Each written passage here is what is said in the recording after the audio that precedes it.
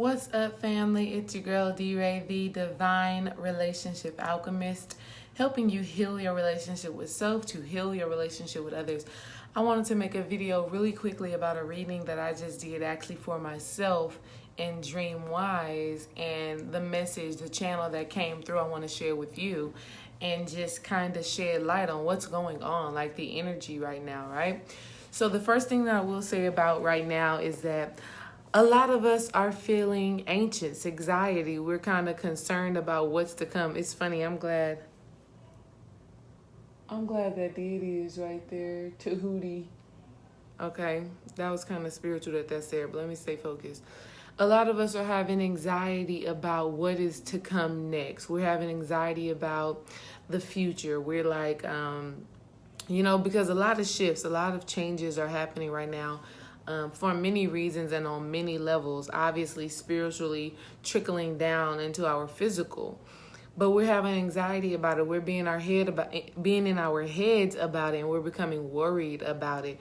We're not really trusting that we are divinely where we are for a divine purpose, for a divine reason, and that our spirit is aligning all of these things for us. So the first thing that I want to come and talk to y'all about today is release the anxiety, release the worry, release the fear. Let's really, at this very moment, with all of these things transpiring and happening, let's really tap into that trusting energy. Now, this does not mean sit back and do nothing. There are some adjustments that we have to make within ourselves. So this may be, the first card that I pulled was anxiety. So we need to relax, get out of our head, come back to our breath. But the second card that I pulled was strategy. All right. So yes, at this moment when we're focused and we are coming more in tune with ourselves, and we're trusting our higher self, we're trusting our spirit, we're trusting that we're being led, we also at the same time have to be strategic. So the strategy that we put in place is that's our logical side. So on a spiritual level, our feminine aspect will be releasing, trusting, and being receptive to the guidance that we receive from spirit. And then the next thing we have to do is tap into strategy. Let's be strategic. How are we going to optimize this time that we're going to have? How are we going to strategically put ourselves in a position to win? How are we going to strategically put ourselves in a position to win? What can we do daily? What can we do hourly? What can we do minute by minute to ensure that we are optimizing our time, we're optimizing our energy, we're optimizing our resources? That's the next thing. So we do need to sit down and kind of think about what we have going on. We do need to sit down and kind of lay everything out and just say, okay, if I do this, that's going to lead to this. So strategizing. And then the next thing, there are three more things I got to get to. So 1, release the anxiety, release the worry. 2, strategize. 3, community. Understand that we have each other. Understand that we can actually rely on each other. Like, we've been programmed to think that it's just us against the world, and it's really not. Whenever we are in alignment with spirit, then we're in alignment for everything to conspire and work on our behalf. So understanding that we have a divine community, and then a part of that understanding that we have a divine community is 1, understanding your emotions, balancing out your internal state of being so that when you are bringing your energy to the table, your energy is balanced and it's in alignment with the greatest good for yourself and with the greatest good for everybody.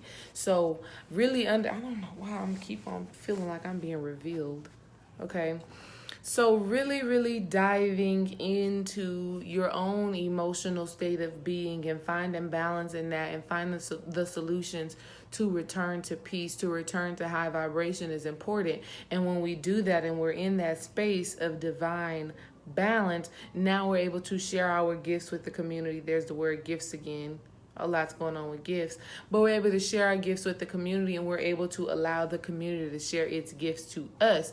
Which brings me to the next thought. Nothing's free. What's free? Nothing is free. So whenever we're giving of our energy and people are paying attention, there's still some exchange and value there. All right. So we also need to be very specific on what we pay attention to, what we pay our actual energy to, what we pay our actual money to. Let's be investing in things that fuel our spirit, that feed our soul, that is taking us to the next level. All right. Okay. And then, so anxiety, strategy, community. The community is going to help you with the anxiety. You're going to feel supported. The community is going to help your strategy come into play and come into full fruition. And then the last thing is Archangel Gabriel, and it's also the throat chakra. So me and Dream Wise, we're going to do some study on Archangel Gabriel to see what his energy was, what his message was, what his work was, because for that card to come out in a reading for us, that says that there's something in his message that we can use and learn from at this moment. But not only that, it was the throat chakra. That's why I got my blue on. So again, it's focusing on the spiritual channels that we receive and putting that out, all right? Focusing on the spiritual channels and our connection to spirit, and let that be what guides our creative expression. And relying on creating from a spiritual place and rather a logical place. So I'm saying the same thing to everybody that comes in contact with this video. Let's tap in, tune into your gifts, and tune into how those gifts are actually channeled, how they're actually channeled to you, and put them to great use, right? From a spiritual standpoint. And then the last thing that I want to say is patience. I think we all be wanting to manifest things so quickly. We all be wanting to have these certain experiences, and we forget that patience is a virtue. Now, this is not to say to sit around on your ass and just wait and think that things are just going to happen to you. No, I'm not saying that at all. I am saying do the work and trust that the work is manifesting. Trust that the thoughts and the energy that you've put out there to the universe, that they are actually being manifested, and every day your steps are being aligned for your human, your physical, to actually meet up with what's already done in the astral, with what's already done in the spiritual realm.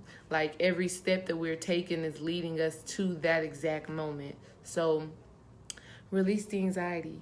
Know, trust, believe that everything is working out and that your spirit is always aligning you. 2, let's strategize now. We do need to put some masculine energy behind what we are doing.